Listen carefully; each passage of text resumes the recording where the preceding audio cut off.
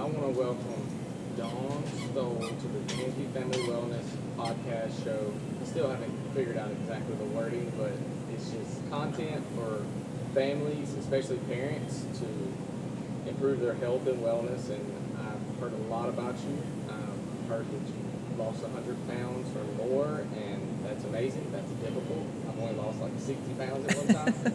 And that's hard, and more just seems like you're really patient or really working hard. And I have several clients that lost 100 pounds, and to watch that, just that alone, not opening a gym or not getting, leading a gym and exercising really hard every day. And this is CrossFit, so it is elite exercise in that realm, especially for parents and so on and so forth. And I've interviewed Russell and Julie Dale I knew them from Spike's CrossFit, and he was a CrossFit instructor.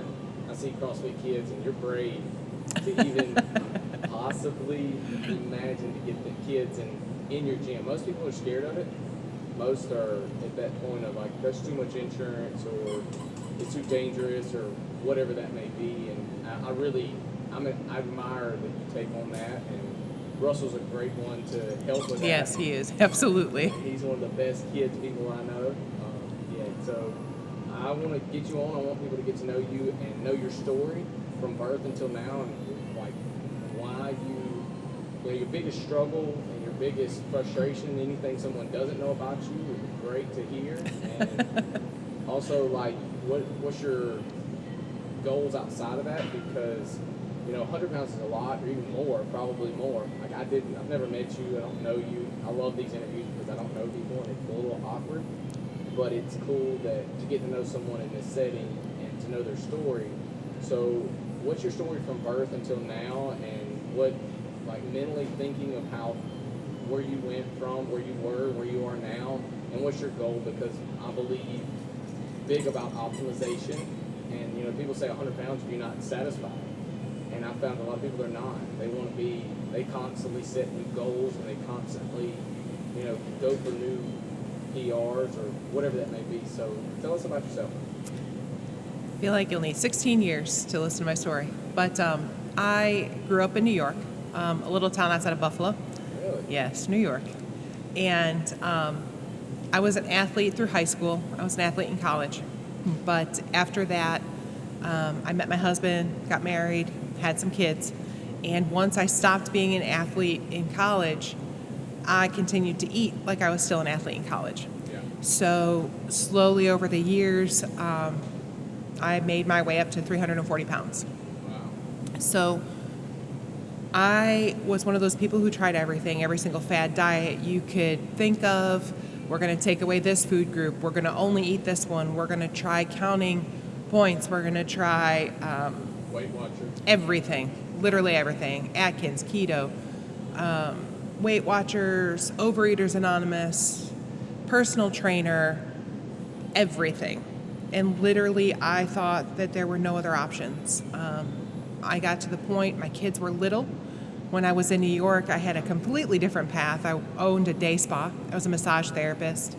And it was just getting to the point where I was sore all the time.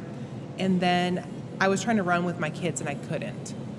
So a lot of people don't understand, like, some people will look at somebody that's really, really big, and they're like, can they not see themselves? Can they not see how big they are? Can you not?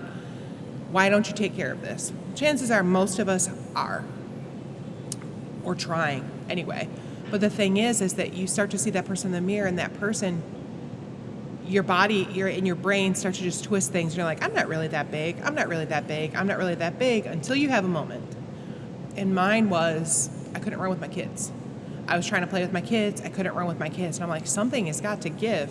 Right. And that was when, before that, sadly, we're taught as females that our weight defines us, our size defines us. And even males to a certain standard, we've got these body image issues and things like that. Well, from the time of 10, even earlier now, girls are on a diet constantly. I've got to be on this diet or that diet or whatever. So I was always on a diet, but I wasn't serious until I had that moment. But even after that moment, I hired personal trainers. I watched everything I ate, and nothing worked. And I was to the point where I felt like if I didn't do something, my kids were going to lose their mom. So I actually went and had a lap band put on. With that lap band, my surgery was what they would consider successful, but I was starving myself. I couldn't eat anything that I needed to eat. I couldn't eat chicken or rice or vegetables, but I could eat a peanut butter milkshake or chips and queso. Right. So I wound up losing right at 100 pounds with that. But then I was literally starving myself. My hair was falling out. My skin was brittle. I had zero energy. Couldn't play with my kids. Like, it was the exact opposite of the goal. So I went to the doctor and had everything, all of the fluid in that band removed. And all of the weight came back on. Probably all but 20 pounds of it. So then I was miserable because here I was. I'd lost all that, but I was what I would say is skinny fat. Right. So I wasn't healthy. I was small, but I wasn't healthy by any means. When I moved to Mississippi. Yeah, why did you move to Mississippi? My brother was stationed at Shelby, okay. and he met his wife, and he had some babies, and he came, and we came to visit and fell in love with the area. But it's amazing to see God's hand literally in every single thing. Like, there's no reason a morbidly obese woman from New York should move to Mississippi. There's no reason that her husband should take a wrong turn to work one day and accidentally pass by a CrossFit box. There's no reason that someone should have a falling out with somebody over something stupid and wind up having a phone conversation with Jen Bragg, which led me here. There's no reason that shouldn't happen. And for me personally, getting off of the health but spiritual, I'd fallen away from God. I forgot that God is in people. And so I'd fallen away and forgotten that Jesus loves me. And so there's no reason that I should have been introduced to Jen Bragg, who reminded me that Jesus loves me as much as he does. And so then there's no reason that I should join a church and then bring a small group to this box. And like, it's just but God. Like, everything is but God. So on that day, he drove by this CrossFit gym and he was like, hey, you've kind of watched this on TV. This might be something you want to do. Being over 300 pounds is hard. Extremely. Being over 300 pounds and having been not 300 pounds, but then being 300 pounds again is really, really hard. Right. Being 300 pounds and walking into the gym for the first time is the most humbling experience in your life. You see CrossFit and you think, if you've ever heard of CrossFit, you see these elite athletes. You see Matt Frazier, you see Claire Toomey, and you see these amazing things. Specimens of but we don't. So if we watch the Olympics, we see a runner, but we're not like, oh, I'll never run because I'll never be that fast. Well, people think I'm never going to do CrossFit because I'm never going to be that good. Yeah. But when I joined this CrossFit box and stringer, they're no longer open. But when I joined that box, he had just opened. And the two people that I was taking classes with were a state trooper and a figure competitor. And so when I walked by, or when I drove by the gym, I sent the instructor an email, and I said, is this for me? And I was in tears writing this email. I'm like, I am morbidly obese. I can't take walking to a gym and being stared at one more time. So if this isn't for me, I just need you to tell me, because I'll go somewhere else, but is this for me? And he's like, oh, absolutely. This is the most friendly atmosphere you've ever been in. CrossFit's different than everything else. And I was like, oh, okay. Yeah, that's right. So I drive up there the first day, and it's this trooper and this figure competitor, and I'm like, what am I doing? I sat in my car for 20 minutes. I'm watching the clock go down, and it's 5 minutes before the class is supposed to start. And they were the most accepting people that I've ever met in my entire life. If it wasn't for that trooper, he would finish a workout, and if I was running, he'd come out and find me, and he'd run back with me. When I started, I could deadlift and I could squat because I was used to moving weight with my lower body, but I couldn't do a push-up. I couldn't lift a barbell over my head. I couldn't do any of that, but I was intrigued. My goal was never to lose the numbers. My goal was always to be fit and healthy, to be able to run, to be able to play, to be able to fit into a roller coaster car, to be able to fit on an airplane and not require a second buckle. Yeah. So those were always my goals. And I started to see those realized there. I wasn't skinny fat. I was getting smaller and smaller and smaller and smaller. And lifting heavier and heavier and heavier. Right. I figured out that barbell therapy is my favorite therapy. There's just something about the barbell for me that I really related to. And the heavier I could lift, the happier I was. Right. So about 2 years in, I was still having the mentality that I'm CrossFit, so I could just eat whatever I wanted to. So I got into a certain point, and I kept seeing posts from a food coach online, and I was like, I think I'm going to try this. And it's hard because CrossFit is expensive. You're right. But I mean, it's the best, to me, it's the best thing between having a class setting and a personal trainer, so you get that blend. But then to add a food coach on top of this, we're a single income family, so it was a big decision for us to be able to add in another decent sized expense, but it was worth it. It was the magic for me to count my macros. So for the first time, I was not eating to punish my body. I wasn't eating to be skinny. I wasn't eating for any other reason except for fuel. Right. So my body was learning, okay, I need this much protein, I need this many carbs, I need this much fat, and here is where I optimize. 3 months in, I was like, holy cow, this is it. I've got to do this. So I went ahead and got my food coaching certification. That's great. Because it was, to me, the game changer. So all of a sudden, I didn't see the numbers change, but I was working out better, my clothes fit better, my body composition was changing Yep. from fat to muscle. So I transitioned over to this box, and I was a member here. And I remember sitting on the bench right over there one Saturday morning and saying to my husband, if anything happens here, we need to buy this. Like, this is my happy place. And there's no way that we can take this away. It's not just the place, it's the people, it's the community, because this gym is less like a gym and more like a family. I mean, you can obviously look around. There's a kids area over there. On Saturday, today, in about 20 minutes, there's going to be kids running around. They'll be corralled up into that corner, but this is a place where you can come and comfortably bring your family and not worry that they're going to be exposed to things that you wouldn't necessarily want them to see or hear in a gym.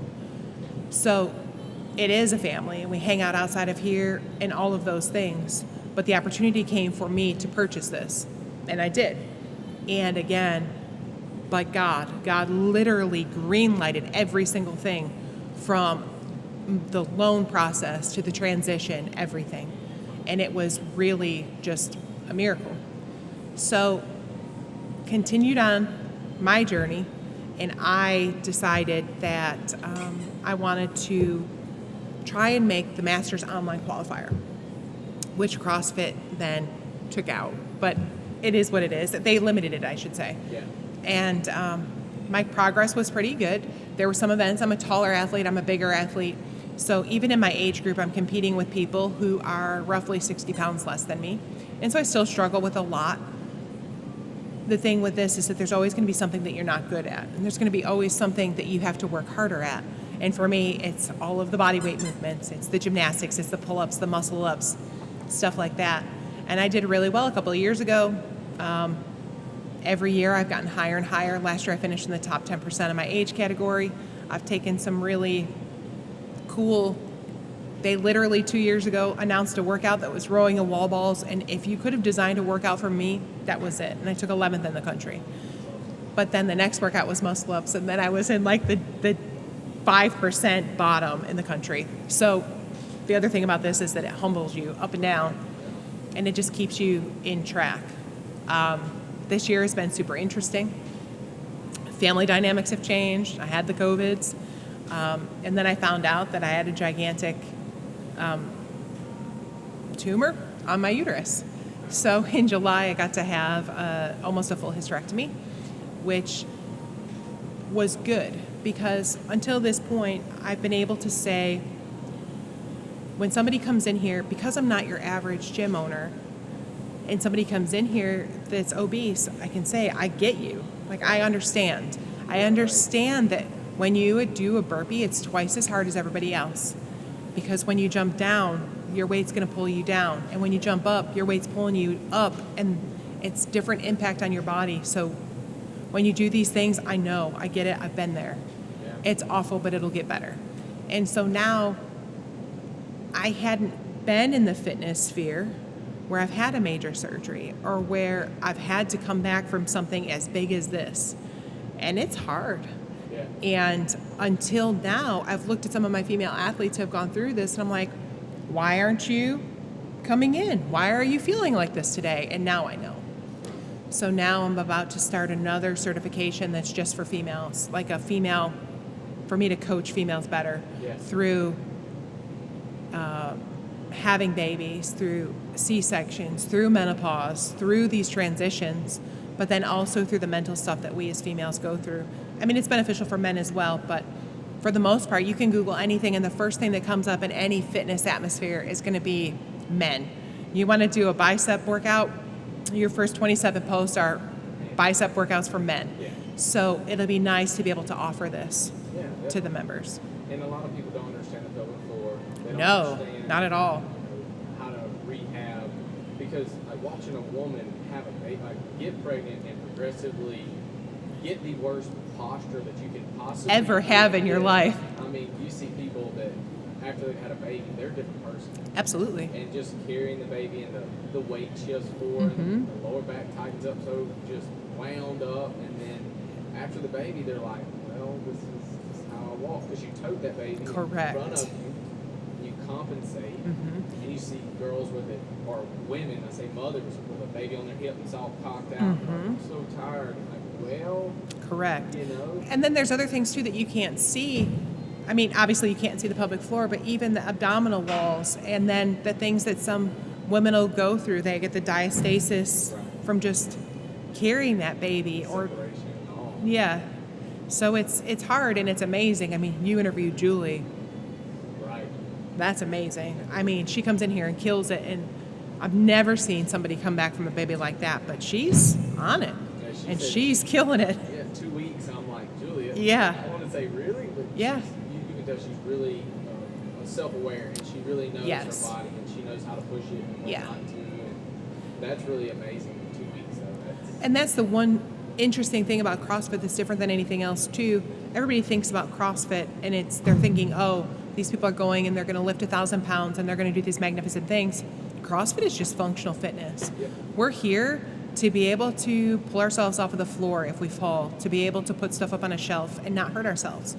But it's functional, so we can modify anything. Yeah. And that's what we did with Julie, is just modify everything so that she could come back even stronger than she was before. And she is stronger than she was before. right. It translates big into life though, because Yeah. you know, you can just go body weight and correct a lot of those Absolutely. issues. Yeah. And what's cool is you can watch a baby whenever they're getting like in the state, the moment they're born, you know, they sleep and all that good stuff, and then when they start that movement process, mom can do the same movements. Absolutely. Correct that same pattern, that same issue. It's just amazing how if mom watches her baby develop, she can rehab herself through those movements. Yeah. It's like God knew what he was doing. Absolutely. And play. Like, this is more like play than any other workout too. So if you can get to the point where it's not, I don't have to go to the gym because I ate Thanksgiving, so now I have to punish myself and work out on a treadmill for an hour, that's work.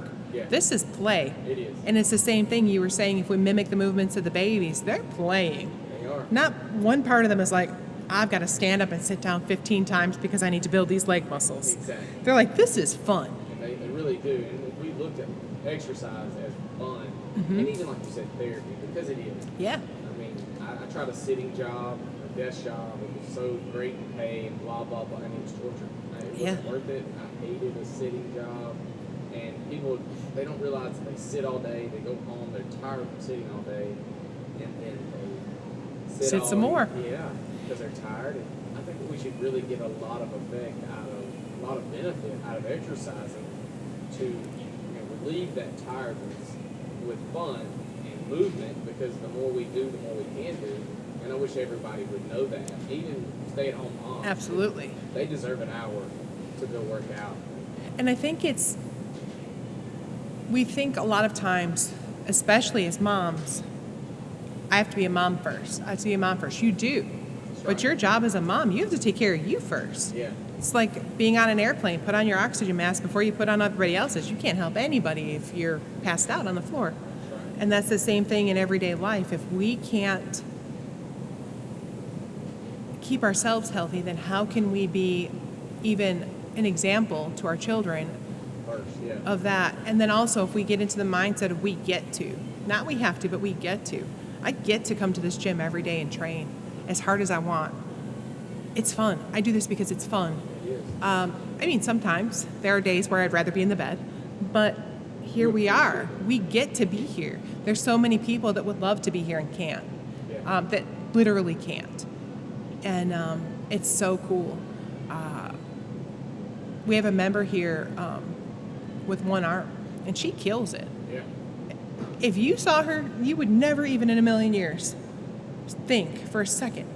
If you caught her from the side where her arm is complete, you would never for a second think.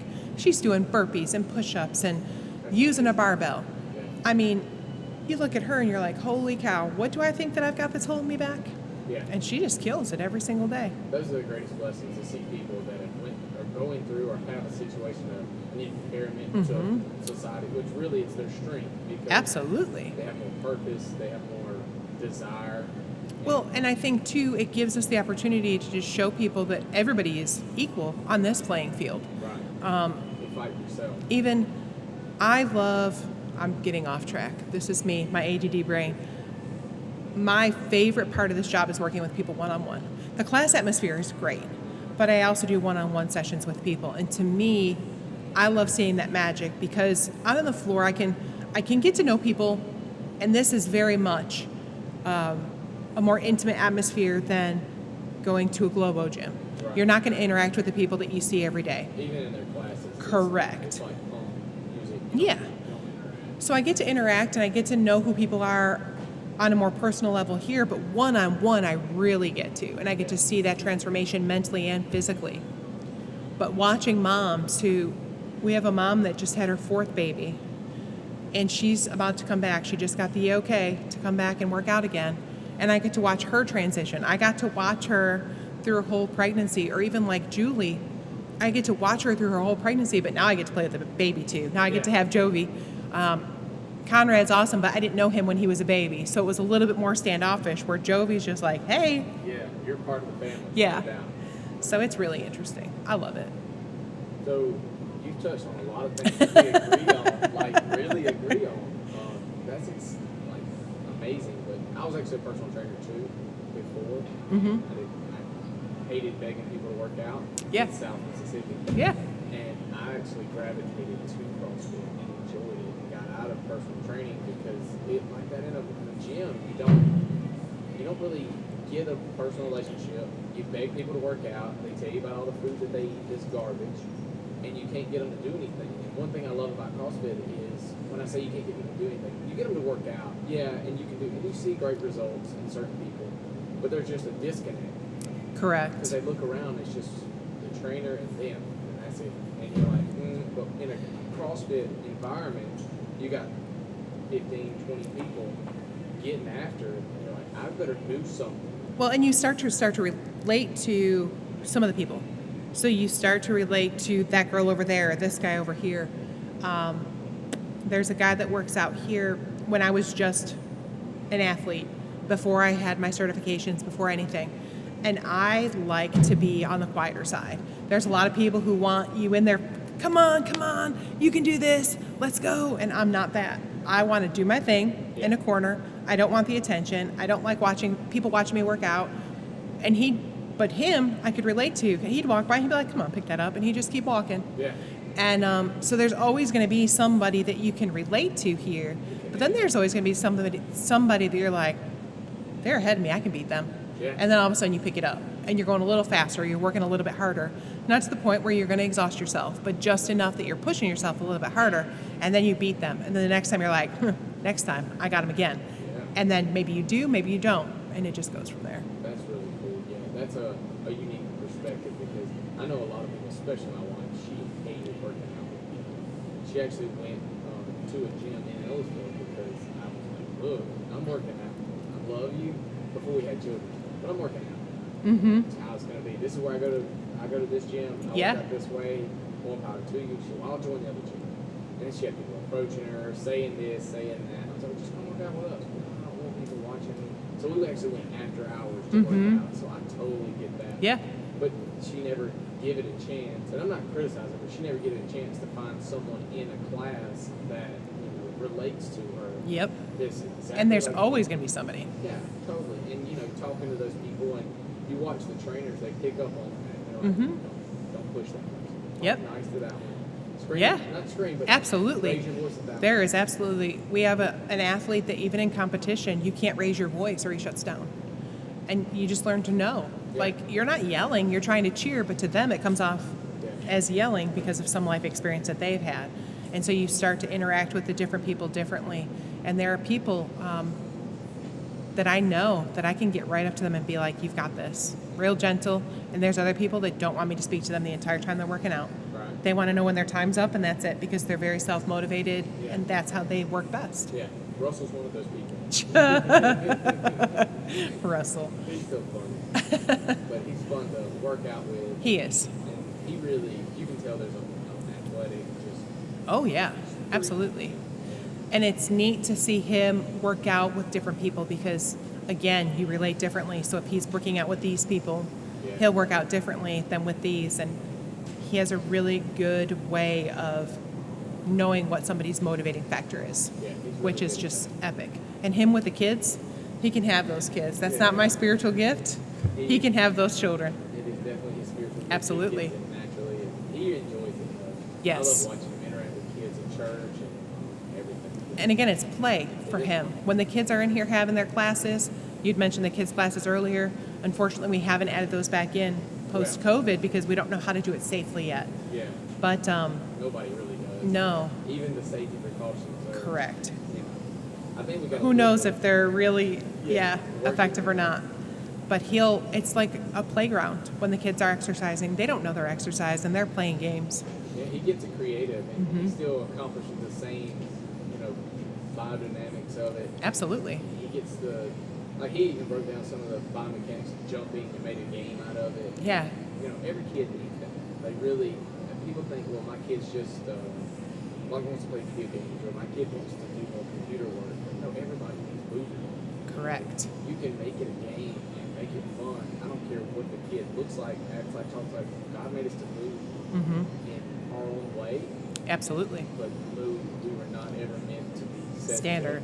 Yeah, we got to move. And I wish every parent could find a box like this in a setting where they could get their own therapy in, their own play. Because I believe therapy and play should be the same. Absolutely. Even if you're sitting down with a counselor, and if you're sitting down with a doctor, it shouldn't be so rigid And not work. It shouldn't be work to do it. It should be freeing, Right, exactly. whatever that is for you. Yeah, and people should find that. So what are your goals moving forward for yourself as an athlete? Do you want a certain... Currently, I'm just rehabbing. Currently, I'm trying to learn patience with my body. I'm trying to learn that my body is just going to be different for a little while. It's not going to respond the way that I'm used to it responding, which is good, but also frustrating. Yeah. Is that from the surgery? From the surgery So when was the surgery? If you don't- in July, July. the last week of July. You told me that. So I think I'm about 4.5 months post-op, which is I'm back to lifting 75% of what I was lifting, and I love to lift heavy. So for me, Fast, actually. it is fast, but at the same time, I'm finding that, for me, this is the frustrating part. I can cardio or I can lift. I can't do both together, or my body is smoked. So I can have 32 minutes on the assault bike, which I love, which is sickening, I know, but I love it. And Everybody has their own place. but if the minute I start to add different modalities together, rowing, squats, and pull-ups, I'm just exhausted. But Central nervous system fatigue, or is it's it... more hormonal at this point because my body is still adjusting to the differences pre-op and post-op. So did they leave an ovary? Yep, I have one ovary left, but maybe too much information, maybe not, maybe it'll help somebody. But the tumor itself, I had no idea. I went to a routine physical, had no idea that I had a tumor that was this big sitting on my uterus. My uterus was the size of a football, and then I had 2 lacrosse ball sized cysts on my ovary. So all of it had to come out. Yeah. So, but that tumor itself was also making hormones. So by just removing that, my body just has to adjust and learn. But eventually my goal is still, I compete. I don't compete for anybody else but me. But I want to make it to the Masters Online Qualifier, which means I'm in the top 100 of my age group in the country. That's a great goal. So that's my goal. I like to lift. I like to lift heavy. I like to do all the things CrossFit. I mean, competing is really an accomplishment in any regard. Mm-hmm. You compete in underwater basket week. Yeah. Everybody, like my wife, after postpartum, after our daughter, we lost her mom to brain cancer, and she goes from breast cancer to brain cancer. It does that whole thing. Yeah. But postpartum, she mourned her mom not knowing our daughter, Mm-hmm. and our daughter just like her mom. And it's like, but there was a lot of just mourning, and she had a pretty traumatic recovery, postpartum. With that, yeah. And we had a great home birth, water, everything with the birth was beautiful, but from the first birth on the son, she had some complications with the stitch work of the first one, and we had to go Yeah. and get surgery to get it straight. But we had a great birth, but she mourned all of that at the same time. And she would sit on the couch and cry because it was a coping mechanism. Absolutely. That's just normal. Yeah. Like eating is a coping mechanism, so on and so forth. But I had to get her out and walk. Mm-hmm. Just get up and walk, or I had to get her to do something. She had to get into. I was like, you got to get off the couch. I love you. And do something. You got to do something. You got to get your mind into something. Compete with yourself in something. I mean, see that you're struggling with a needle and a thread. It's hard. Yeah. Figure it out. Struggle. Everybody. I wish every mom could know that. That would be some great therapy. You got to grieve, but grieving process is not, But we also weren't meant to grieve alone either. right. And soapbox. Social media has made it to the point where we're not allowed to struggle as people. We're not allowed, especially mentally. Don't anybody tell you that you can struggle mentally, because there's something wrong with you if you're struggling mentally. But God put everything into place for a reason, and He never meant us to be alone, even in our grieving. So even if our getting up is just to go see a friend to grieve with, because we weren't meant to be alone. But so many women are go back to pelvic floor. They don't want to talk about the fact that their pelvic floor is unstable, and when they jump, Yeah. they have to pee a little bit. Yeah. And something's wrong with me. Correct. No, it's normal, and this is just the way it is. We had off track. We had a girls' night, just 5 girls that got together, 5 completely different stories, but we were each able to relate to each other and let everybody know that this was normal. Right. Everybody, I mean, don't get me wrong, I am a firm believer that your problems are yours and they're real big for you.